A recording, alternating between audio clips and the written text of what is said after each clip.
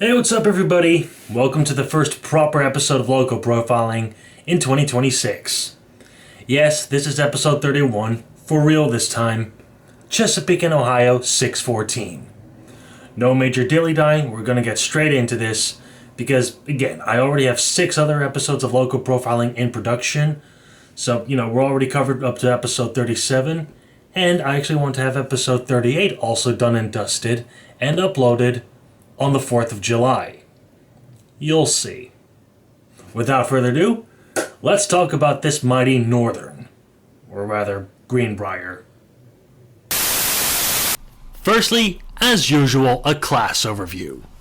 In the 1930s, the Chesapeake and Ohio Railroad was looking for new and more powerful steam locomotives for hauling their most prestigious passenger trains, such as the George Washington and the Sportsman. They already had 482 mountain types for the job, classified as J1s, J2s, and J2As, but by this point they were starting to struggle. And on top of that, the superpower revolution was in full effect.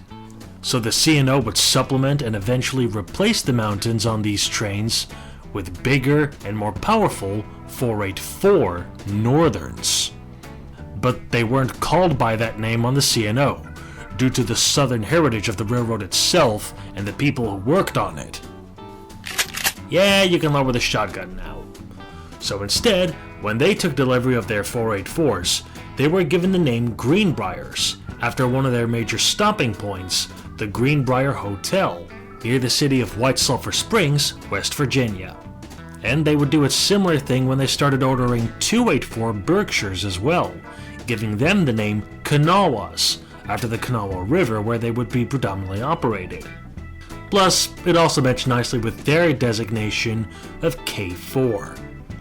But anyway, in all, 12 Greenbriers were built exclusively by the Lima Locomotive Works in Lima, Ohio, and they were all designated into the new J3 family.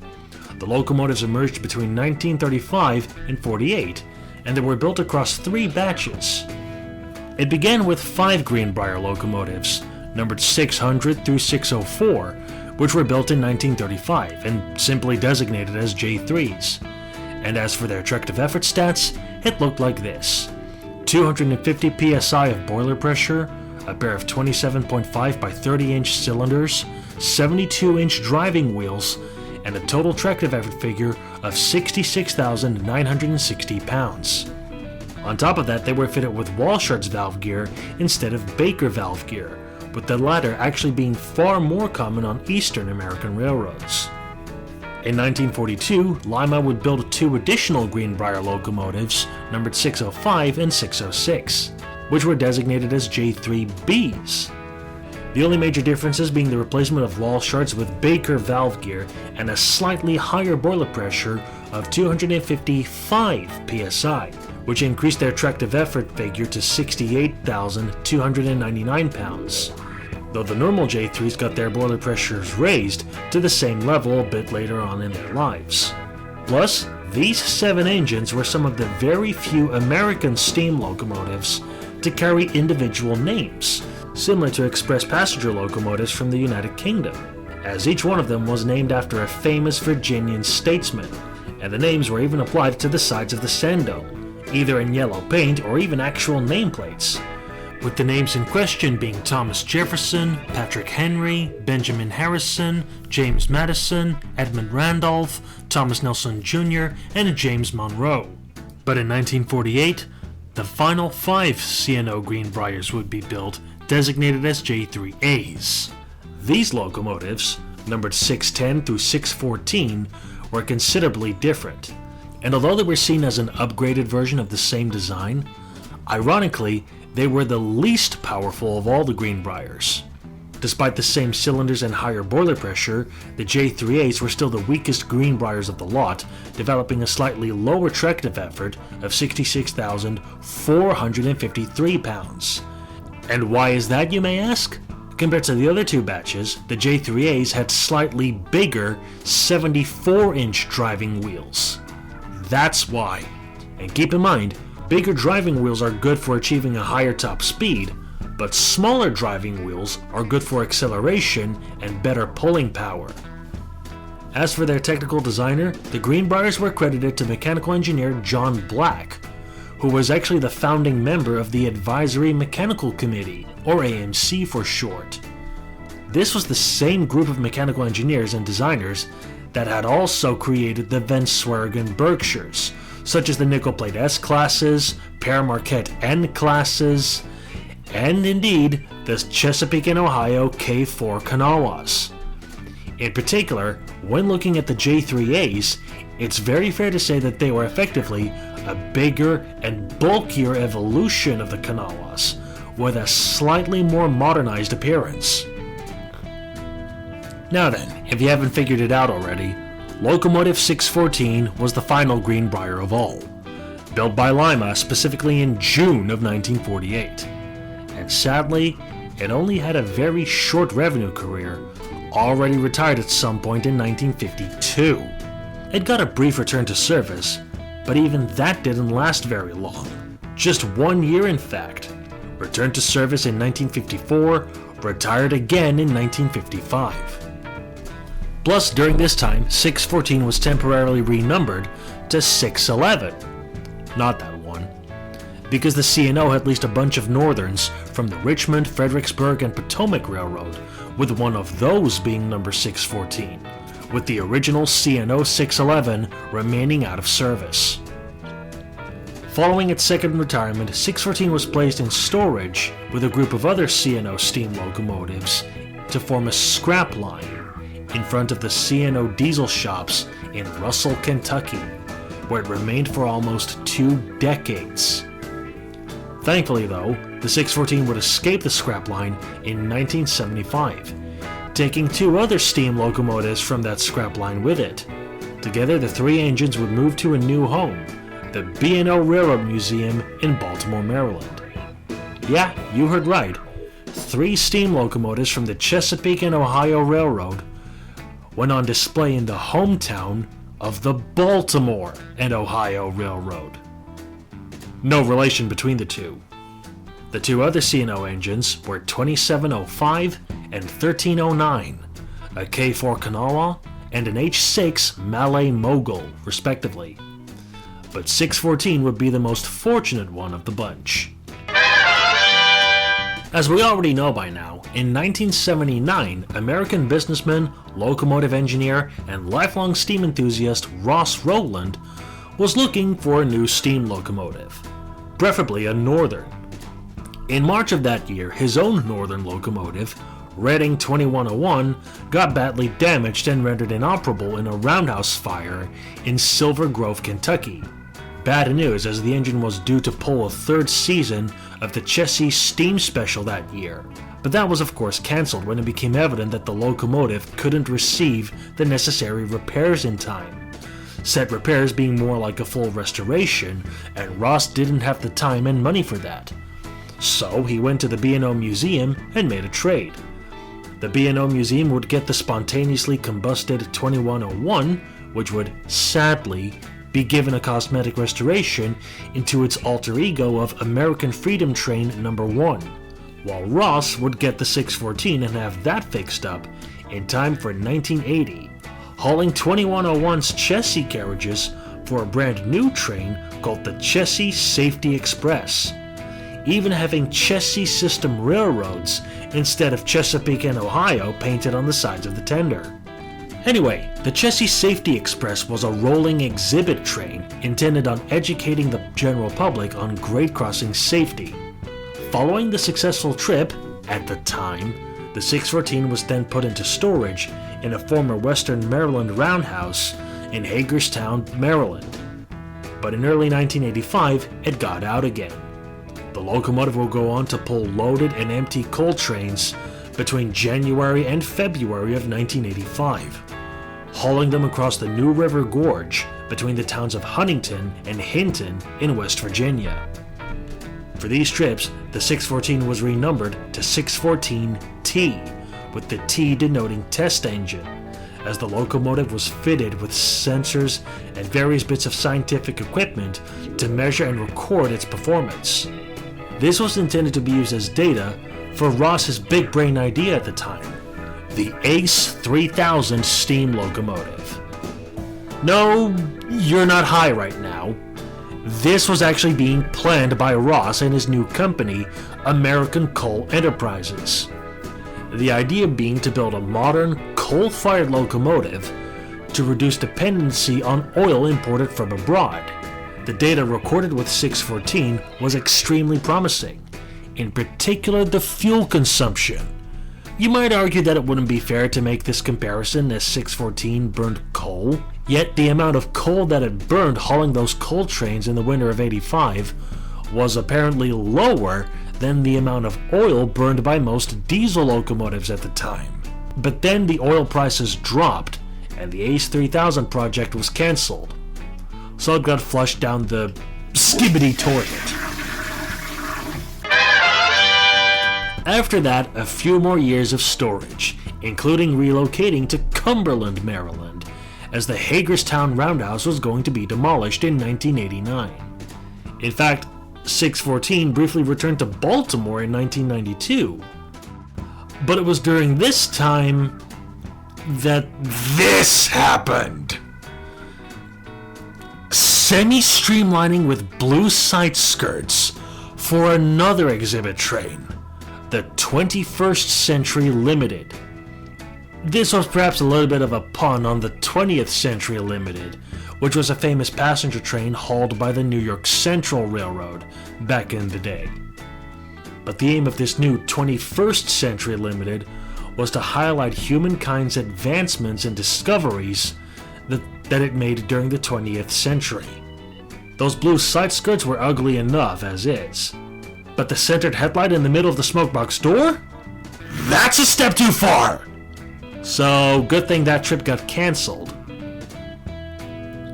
In 1995, 614 was moved from the B&O Railroad Museum to the New Hope and Ivyland Railroad in New Hope, Pennsylvania, for a complete overhaul.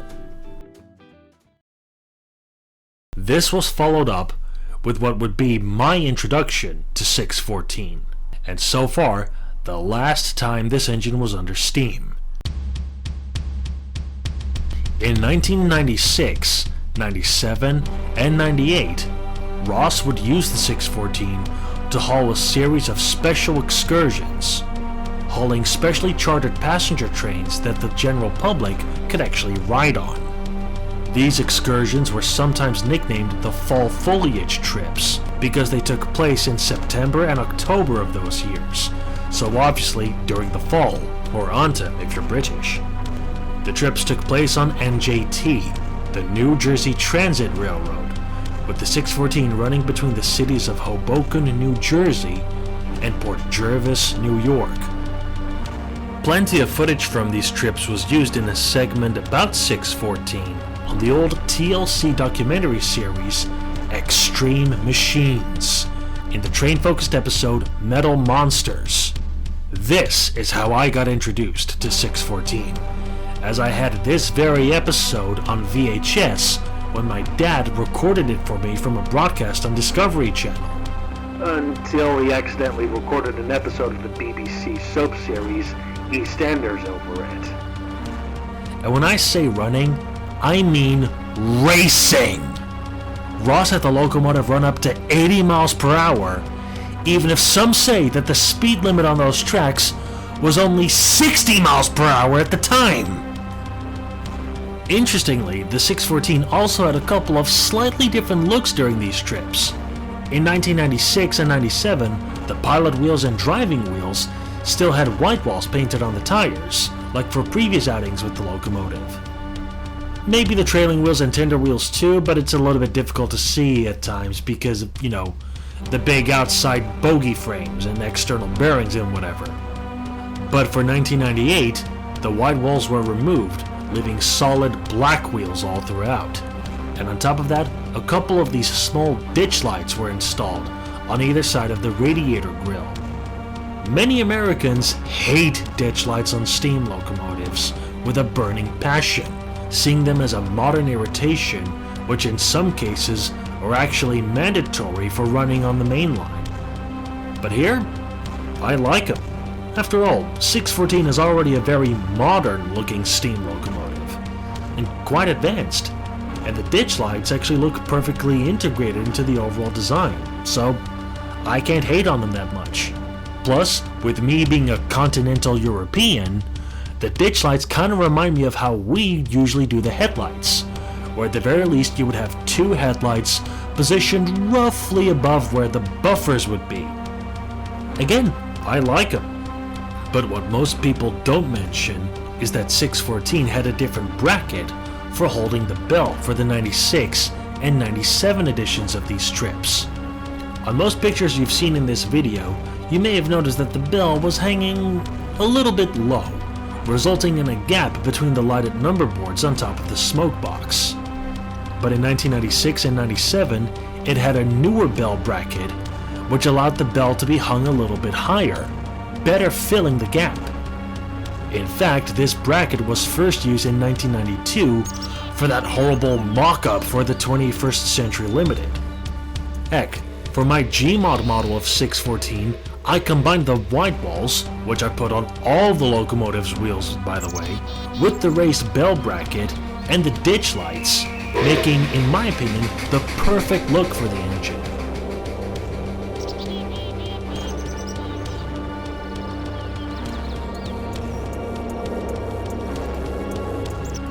But after the fall foliage trips, and during the 2000s and going into the early 2010s, 614 entered another long period of storage and being shuffled around.